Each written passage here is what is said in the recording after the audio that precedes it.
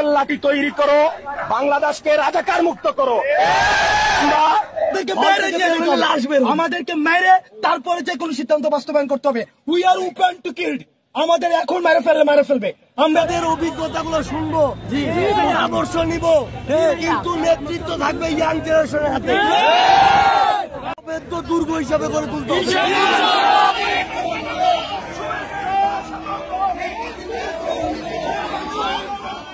আসসালামু আলাইকুম দর্শক, দেশ ও দেশের বাইরে থেকে যারা এই মুহূর্তে ভিডিওটা করছেন সবাইকে অসংখ্য ধন্যবাদ। দর্শক, প্রথমেই আপনারা শিরোনাম দেখেছেন, এখন দেখবেন বিস্তারিত প্রথম অংশেই আপনারা দেখেছেন যে বাংলাদেশের সার্জিস আলম সমন্বয়ক সহ প্রত্যেকটার বিরুদ্ধে এখন আইন লড়াই লড়ছে।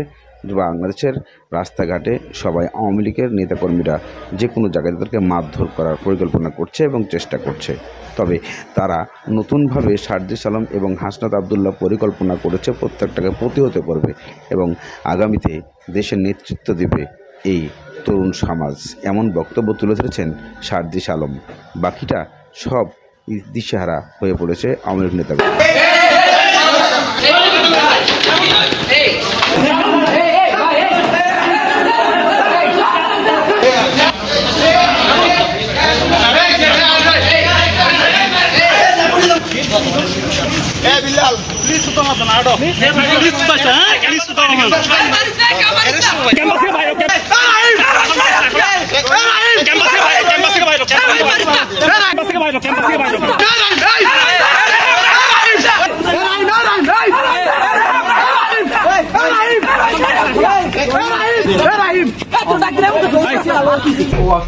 যাদের বয়স ধরেন 50+, আমরা তাদের অভিজ্ঞতাগুলো শুনবো, পরামর্শ নিব, কিন্তু নেতৃত্ব থাকবে ইয়াং জেনারেশনের হাতে। দুর্গ হিসাবে গড়ে তুলতে হবে। আগামীর যে প্রত্যেকটা যে বিভিন্ন রকমের প্রতিনিধি ইলেকশন হবে, সেখানে যাদের বয়স 25 থেকে 35 এরকম সব ইয়াং জেনারেশন দাঁড়া যাবে। সবচেয়ে বড় কথা হচ্ছে আমরা আমাদের যারা সিনিয়র অগ্রজ আছে, যাদের বয়স ধরেন 50+, আমরা তাদের অভিজ্ঞতাগুলো শুনবো, পরামর্শ নিব, কিন্তু নেতৃত্ব থাকবে ইয়াং জেনারেশনের হাতে। এবং একটা জিনিস মনে রাখবেন, এই দায়িত্ব নিতে আপনারা যদি 100 জন রাস্তা যাবেন, আপনারা 1000 জনকে প্রতিহত করতে পারবেন। আমরা খুব দ্রুত পুরা ভোলা জেলার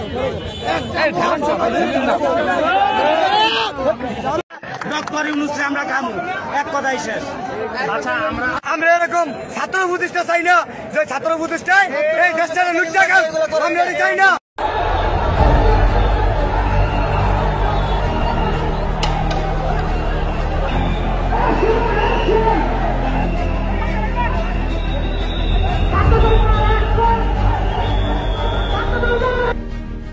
পাঠ্যপুস্তকে আদিবাসী শব্দ সংবলিত গ্রাফিতি রাখা ও না রাখা নিয়ে দুই পক্ষের বিক্ষোভ কর্মসূচি চলাকালে হাতাহাতি ও হামলা হয়েছে। এতে আহত হয়েছেন অন্তত 15 জন। বুধবার রাজধানীর মতিঝিলে জাতীয় শিক্ষাক্রম ও পাঠ্যপুস্তক বোর্ড ভবনের সামনে এই ঘটনা ঘটে।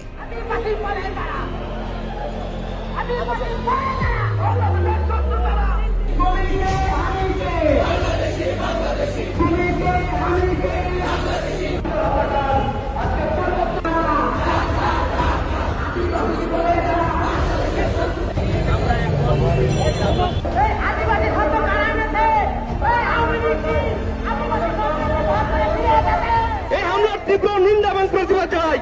এই যে দেখতে পাচ্ছেন আমাদের এক ভাইকে কি পরিমাণ রক্তাক্ত করেছে, তিনি তাকে হসপিটালে নিতে গিয়ে তিনি নিজেও রক্তাক্ত হয়েছেন, তাকে বেদম ভাবে পিটানো হয়েছে। আমরা তো কোন ধরনের বিশৃঙ্খলা পরিস্থিতি আমরা চাইনি, আমরা বিশৃঙ্খলতা চাইনি। আমরা চাইছি রাষ্ট্রবিরোধী যে আদিবাসী শব্দ সেটিকে ব্যবহার যাতে না করে, সেজন্য শান্তি শৃঙ্খলা বজায় রেখে একটা আমরা কর্মসূচি পালন করতে এসেছিলাম। সকাল 11টায় নবম দশম শ্রেণীর বাংলা দ্বিতীয় পত্রের বইয়ের পেছনের প্রচ্ছদে আদিবাসী শব্দটি বাতিল সহ 5 দফা দাবিতে এনসিটিভি ঘেরাও কর্মসূচি পালন করতে অবস্থান নেয় স্টুডেন্ট ফর সভরেন্টি। পরে বেলা 12:30টার দিকে টিএসসি থেকে মিছিল নিয়ে আদিবাসী ছাত্র জনতা ব্যানারে একদল আদিবাসী শিক্ষার্থীরা উপস্থিত হন এনসিটিভি ভবনের সামনে। আদিবাসী শব্দযুক্ত অখণ্ড ভারতের কল্পিত গ্রাফিতি যারা এঁকেছে এই সিলেবাসের মধ্যে দিয়েছে, বইয়ের মধ্যে দিয়েছে, তাদের খুঁজে বের করে চিহ্নিত করে অপসারণ করতে হবে, শাস্তির আওতায় আনতে হবে।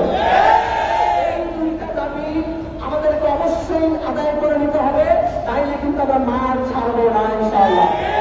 ভারতের ইন্ধনে পশ্চিমাদের ইন্ধনকে বাস্তবায়ন করতে, পশ্চিমাদেরকে ষড়যন্ত্র বাস্তবায়ন করতে আপনারা পাঠ্যপুস্তকের মাঠে কি করে আপনারা আপনারা সাহস পেয়েছেন এই যে আদিবাসী শব্দ আপনারা ব্যবহার করতে? আপনাদের দাঁত কামড়া জবাব দেওয়ার জন্য আজকে আমরা উপস্থিত হয়েছি।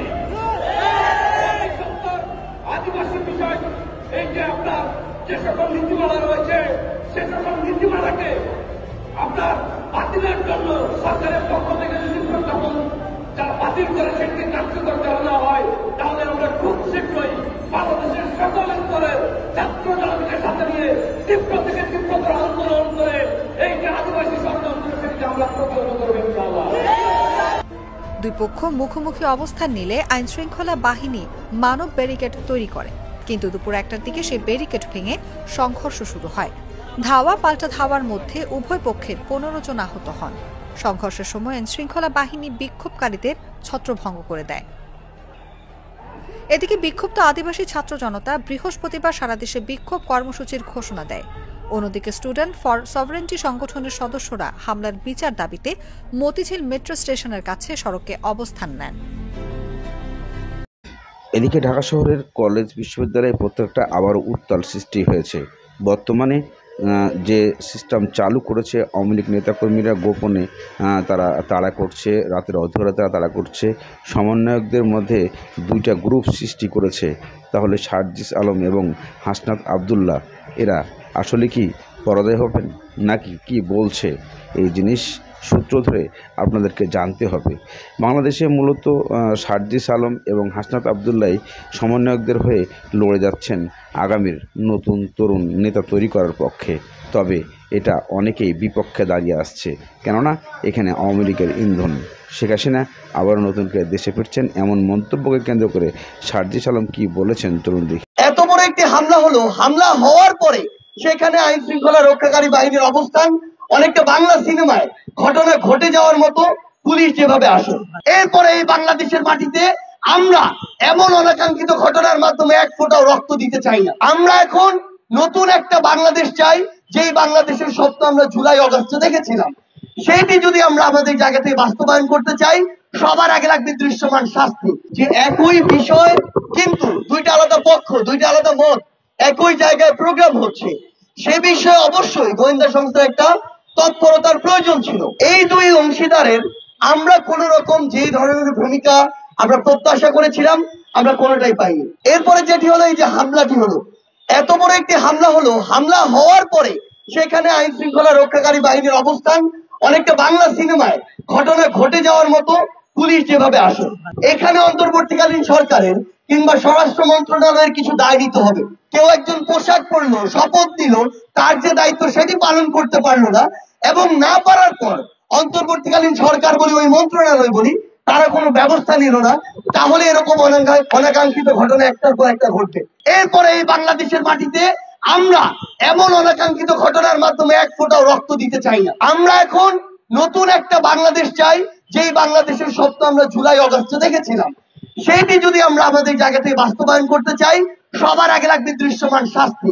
যেই খুনিরা পোশাকধারী হোক, পোশাক ছাড়া হোক, যেই খুনিরা প্রত্যক্ষ পরোক্ষ ভাবে ভিডিও এবং অডিও কিংবা আমরা যদি বলি ছবি, এই ডকুমেন্ট গুলো যাদের আছে, যারা এই হত্যাযজ্ঞের সাথে অভ্যুত্থানে সরাসরি সংশ্লিষ্ট ছিল, তাদের দৃশ্যমান বিচার লাগবে। এমন অন্তত 10-20টা ঘটনা রয়েছে যাদেরকে 1 মাসের মধ্যে একটা তদন্তের মাধ্যমে বিচারিক প্রক্রিয়ার মাধ্যমে আনা যায়।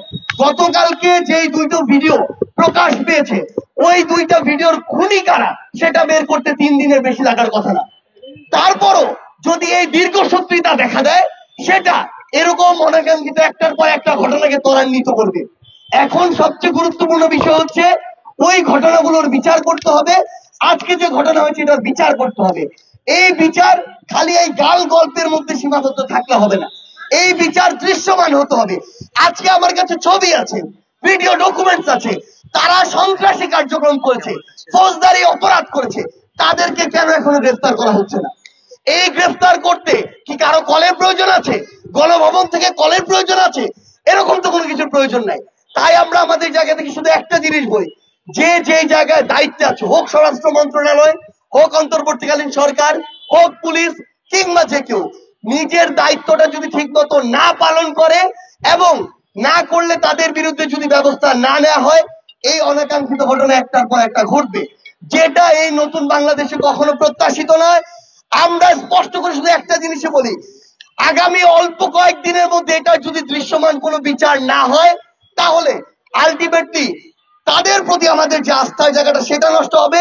আর সেটা যদি নষ্ট হয়, তাহলে এই সিস্টেমকে কিভাবে নতুন করে ভেঙে চুরে আবার গড়তে হয়, সেটা বৈষম্য বিরোধী ছাত্র আন্দোলন জানে, সেটা জাতীয় নাগরিক কমিটি জানে। ধন্যবাদ।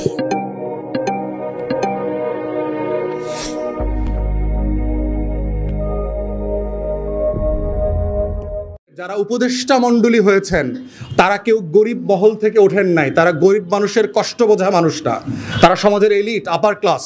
ওনারা গরিব মানুষের উপরে ভোগান্তিকে পুঁজি করে টাকাও আয় করবার একটা পদ্ধতিতে গেছেন, যেটা হচ্ছে একটা পুঁজিতান্ত্রিক আমলাতান্ত্রিক বাস্তবতা। তাহলে হাসিনার আমলে আমরা যারা সমালোচনা করেছি 53,000 কোটি টাকা আপনি ছাপিয়ে দিয়েছেন যার কোনো মার্কেট ভ্যালু নাই, তাহলে সেখানে আপনি 22,000 কোটি টাকা ছাপিয়ে 10টা ক্রিমিনাল ব্যাংককে কেন আপনি করেছেন, বেইল আউট করেছেন?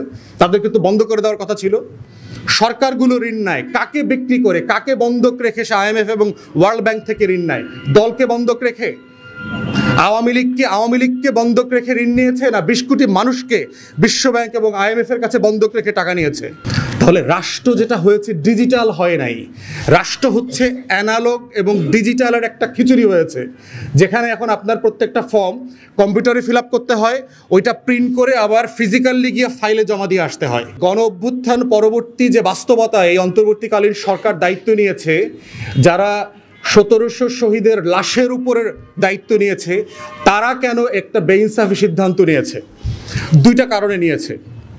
একটা হচ্ছে যে তারা গরিব মানুষের, যারা উপদেষ্টা মণ্ডলী হয়েছেন তারা কেউ গরিব মহল থেকে ওঠেন নাই, তারা গরিব মানুষের কষ্ট বোঝা মানুষটা, তারা সমাজের এলিট আপার ক্লাস। তারা বোধ করেন না এখানে আলুর কেজি 5 টাকাটা 50 টাকায় হইলে, পেঁয়াজের কেজি 40 থেকে 200 টাকা হইলে, চিনির কেজি 70 থেকে টাকা হইলে কার কি ওনাদের কিছু যায় আসে না, কারণ ওনারা বাজার করেন না, ওনাদের আয়াবুয়া আছে, ওনাদের দারোয়ান আছে। প্রথম কারণ হচ্ছে যে ওনারা বোঝেন না যে ওনাদের সিদ্ধান্তগুলো দেশের কোটি কোটি মানুষ, দেশের 70-80% গরিব মানুষকে কিভাবে এফেক্ট করবে। দ্বিতীয় যে কারণটা ওনারা বোঝেন নাই, যেটা ভুল করেছেন, সেটা হচ্ছে ওনারা খরচ ব্যয় সংকোচনের নীতিতে না গিয়ে ওনারা গরিব মানুষের উপরে ভোগান্তিকে পুঁজি করে টাকাও আয় করবার একটা পদ্ধতিতে গেছেন, যেটা হচ্ছে একটা পুঁজিতান্ত্রিক আমলাতান্ত্রিক বাস্তবতা।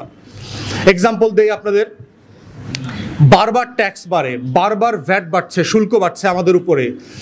আমলাদের সুযোগ সুবিধা কমানোর কি কোনো আয়োজন আপনারা দেখতে পাচ্ছেন?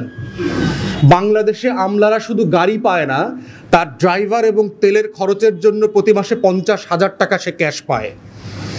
তাহলে আপনি কত সুযোগ সুবিধা দিবেন তাকে? তাকে আপনি প্লট দিচ্ছেন, বাংলাদেশের সিভিল মিলিটারি ব্যুরোক্রেসিকে আপনি প্লট দিচ্ছেন, ফ্ল্যাট দিচ্ছেন, রাজুকের সুযোগ সুবিধা দিচ্ছেন, গাড়ি দিচ্ছেন, বিদেশে যাবার সুযোগ সুবিধা দিচ্ছেন, রাষ্ট্রের ব্যয় কেন সংকোচন করছেন না? তাহলে আপনি বাজেটে যে আপনার ঘাটতি, আপনি তো ব্যয় সংকোচন করবেন, আপনি খরচ কমাবেন। আপনার উপার্জন যদি কমে যায়, আপনি বাজারে চিন্তা করেন, আপনি ব্যক্তির কথা চিন্তা করেন, জিনিসপত্রের দাম বাড়ছে, আপনার আয় কম বাড়ছে না, আপনি তখন কি করেন? আপনি কি জোর করে ঋণ করে খান, না আপনি খাওয়ার পরিমাণ কমায় দেন, আপনি বাজারের পরিমাণ কমায় দেন? আগে 7 দিনে গরু গোশত খেতেন, এখন 2 সপ্তাহে খান, মাসে একবার খান। আগে প্রতি সপ্তাহে বেলি রোডে গিয়ে সুলতানস ডাইনি খেতেন, এখন আপনি মাসে একবার খাচ্ছেন। তাহলে রাষ্ট্র কেন এটা করছে না? যে আমার উপার্জন নাই, আমার ব্যাংকে টাকা নাই, আমি ঋণ করে, আপনি দেখেছেন ব্যাংকগুলোকে বেইল আউট করেছে, 10টা ব্যাংকে 22,000 কোটি টাকা চাপিয়ে দিয়েছে। তাহলে হাসিনার আমলে আমরা যারা সমালোচনা করেছি 53,000 কোটি টাকা আপনি ছাপিয়ে দিয়েছেন যার কোনো মার্কেট ভ্যালু নাই, তাহলে সেখানে আপনি 22,000 কোটি টাকা ছাপিয়ে 10টা ক্রিমিনাল ব্যাংককে কেন আপনি করেছেন, বেইল আউট করেছেন? তাদের কিন্তু বন্ধ করে দেওয়ার কথা ছিল। আমরা দেখলাম শেয়ার মার্কেটে আপনার ICB-কে 3,000 কোটি টাকা দিয়েছে, যার 2,000 কোটি টাকা ICB বিভিন্ন ব্যাংকে শোধ করে দিয়েছে। 33 লক্ষ শেয়ার বাজারি, তাদেরকে টাকা দেওয়া হচ্ছে না কেন? তাহলে আপনি ব্যয় সংকোচনের নীতিতে না গিয়ে আপনি দেখেন ডেভেলপমেন্ট প্রজেক্ট, আমরা বারবার বলেছি যেগুলোর প্রয়োজন নাই অথবা যেগুলো আমার 2 বছরে দরকার নাই, আপনি এটাকে 4 বছরে ছড়ায়া দেন।